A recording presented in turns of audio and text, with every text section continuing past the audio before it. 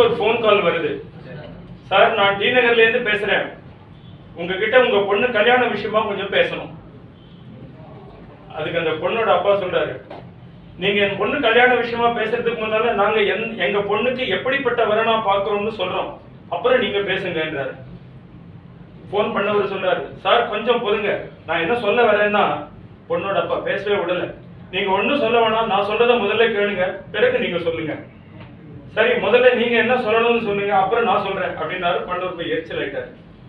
பொண்ணோட அப்பா சொன்னாரு, நாங்க எங்க பொண்ணுக்கு 6, 5, 4, 3, 2, 1 இருக்கிற பையனா பாக்குறோம் அப்படின்னாரு. போன் பண்ணதுக்கு ஒண்ணுமே புரியல. அது என்னங்க 6, 5, 4, 3, 2, 1 அப்படின்னா என்ன? இவர் சொன்னாரு, 6, 5, 4, 3, 2, 1ங்கிறது என்னன்னா அப்படின்னு ஆரம்பிச்சாரு.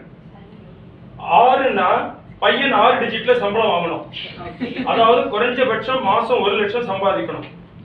5னா பொண்ணுக்கு நிச்சயதார்த்தத்தின் போது 5 லட்சத்துல வைர நெக்லஸ் போடணும். 4னா 4 சக்கரம் உள்ள கார் 4 வீலர் பையன் பேர்ல வச்சிருக்கணும். 3னா 3 ரூம் உள்ள சொந்த பிளாட் பையன் பேர்ல இருக்கணும், பிளாட். 2னா பையனோட அப்பா அம்மா அடிஷனல் லக்கேஜ், பிறகு யாரும் கூட இருக்க கூடாது. 1னா கல்யாணத்துக்கு பிறகு என் பொண்ணு ஒரு குழந்தைதான் பெத்துப்பா, அதுவும் அவ விருப்பப்படும் போதுதான். அப்புறம் எங்களுக்கு எப்படி பையனை பிடிச்சதுன்னா, நீங்க பையனோட சேலரி சர்டிபிகேட் கொடுக்கணும், வைர நெக்லஸ் போடுறதுக்கு தகுதி இருக்கான்னு தெரிஞ்சுக்கிறதுக்கு டாக்குமெண்டரி ப்ரூஃப், பையனோட பேங்க் ஸ்டேட்மெண்ட் வேணும், பையன் பேர்ல இருக்கிற காரோட ஆர்சி சர்டிபிகேட், பிளாட்டோட ப்ராப்பர்ட்டி டாக்குமெண்ட்ஸ் காப்பி வேணும். மேலே சொன்ன விஷயங்கள் எல்லாம் உங்க பொண்ணுக்கு தன்னுடைய கல்யாணத்திற்கு போட்ட கண்டிஷன்களா? அப்ப அவர் சொல்றாரு, என் பொண்ணு சின்ன பொண்ணு சார், அவளுக்கு இதெல்லாம் தெரியாது, ரொம்ப வெகுளியா பழகுவா சார், இதெல்லாம் நாங்க போடுற கண்டிஷன்கள்.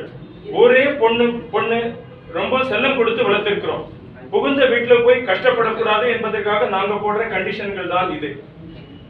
மேலும் அவளுக்கு வாசல் தெளித்து கோலம் போட தெரியாது, சமையல் பண்ண தெரியாது, லீவு நாளுன்னா 10 மணிக்கு தான் எழுந்துப்பா, புடவை கட்டிக்க தெரியாது, அதனால விசேஷங்களுக்கு சுடிதார் தான் போட்டுப்பா. அப்புறம் இன்னொரு விஷயம், என் பொண்ணு சுயமரியாதைக்காரி, யார் காலையிலையும் விழுந்து கும்பிட மாட்டா. இதுக்கெல்லாம் நீங்க ஓகேன்னு சொன்னா மேற்கொண்டு என் பொண்ணு கல்யாண விஷயமா என் மனைவி உங்ககிட்ட பேசுவா. சார், எனக்கு நீங்க பேசின தலையே சுத்துது, இதுல உங்க மனைவி வேறையா? நான் என் பையனுக்கு வரேன் தேடவே இல்லை சார். அப்புறம் ஏன் பொண்ணு கல்யாண விஷயமா பேசணும்னு சொன்னீங்க? என்ன சார், எங்க பேச விட்டீங்க? என்ன, நான் டி நகர்ல இருக்கிற போலீஸ் ஸ்டேஷன் இன்ஸ்பெக்டர் பேசுறேன் சார். உங்க பொண்ணு இன்னைக்கு உங்க தெருவில் இருக்கிற மெக்கானிக் ஷாப் பக்கத்துல இருக்கிற ஒரு பையனை காதலிச்சு இருக்கிற கோயில்ல கல்யாணம் பண்ணிட்டு ஸ்டேஷனுக்கு வந்திருக்கிறான். நீங்க இந்த கல்யாணத்துக்கு ஒத்துக்க மாட்டீங்க.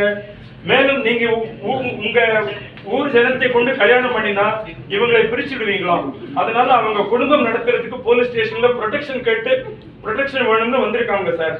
என்னது அப்படின்னு கேட்டவர் பொண்ணோட அப்பா மயக்க அடிச்சு விழுந்துட்டார்.